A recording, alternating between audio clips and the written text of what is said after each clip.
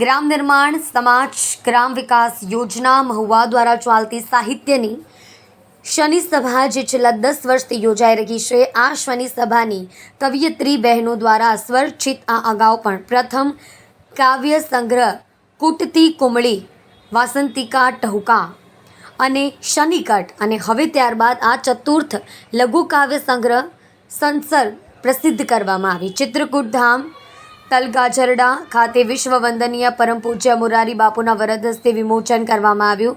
આ પ્રસંગે લઘુ કાવ્ય સંગ્રહનું વિમોચન કરતા પૂજ્ય બાપુએ તુલસીદાસજીને યાદ કરીને જીવનમાં ધૈર્ય, ધર્મ અને વિવેકનું મહત્વ સમજાવતા પુસ્તક વિમોચન કરતા જણાવ્યું, બહેનો દ્વારા ખૂબ સરસ લઘુ કાવ્ય લેખન કરવામાં આવ્યું છે. આ પુસ્તક વિમોચન કાર્યક્રમમાં સંસ્થાના મેનેજિંગ ટ્રસ્ટી શ્રી ઇસ્માઇલભાઈ કલાણિયા, કાવ્ય સંગ્રહના સંપાદક કવિ શ્રી અલ્પ ત્રિવેદી તેમજ કવિયત્રી બહેનો અને ગ્રામ્ય નિર્માણ સમાજ મહુવાનો સ્ટાફ ઉપસ્થિત રહ્યો હતો. નીતેશ ગોસ્વામીનો રિપોર્ટ, મહુવા. અત્યારે અમારો સમય બરાબર નથી, સમય સારો ચાલતો નથી વગેરે. તો એવા સમયે આપણને કોણ ટેકો આપે છે? ખરાબ સમયમાં આપણને સહયોગ કોણ કરી શકે? હું તુલસીદાસજીનો આજથી 450 પહેલાં એક દર્શન છે, એમાં એણે 7 વસ્તુ બતાવી. તુલસી અસમયે કે સખા, ધીરજ, એક તો ધૈર્ય. ધીરજ માણસને ખરાબ સમયમાં ટેકો આપે છે. જો ધીરજ ગુમાવી દે પછી ખરાબ સમયમાંથી કોઈ દિવસ બહાર નીકળી ન શકે. ધીરજ, ધર્મ. બીજો આપણો ધર્મ, જેનો જે ધર્મ હોય, એમાં કોઈ ધર્મની આગળ કોઈ નામ નહીં, જેનો જે ધર્મ હોય એ ધર્મ પણ એને ખરાબ સમયમાં મદદ કરે. ધીરજ, ધર્મ, વિવેક.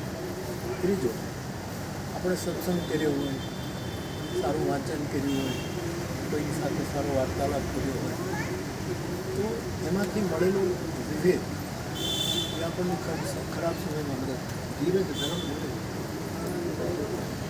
સાહસ,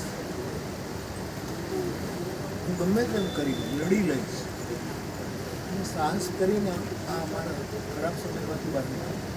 સાહસ.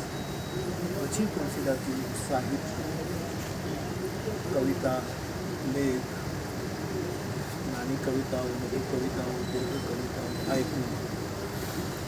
તો આપ જે આ સંસર્ગ દ્વારા પ્રવૃત્તિ કરો છો, એ તુલસીદાસજી આટલા વર્ષો એવું નાનું મોટું સાહિત્ય એ આપણને ખરાબ સમયમાં મદદ કરે.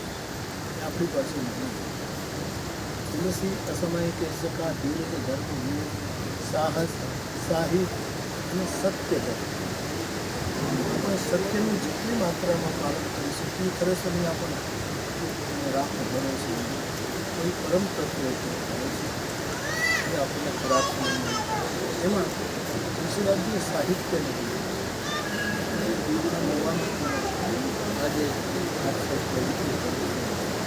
પ્રવૃત્તિ નથી, મારી દૃષ્ટિ શરૂ થઈ ગઈ અને એ આપણને બહુ મદદ કરે છે. મારી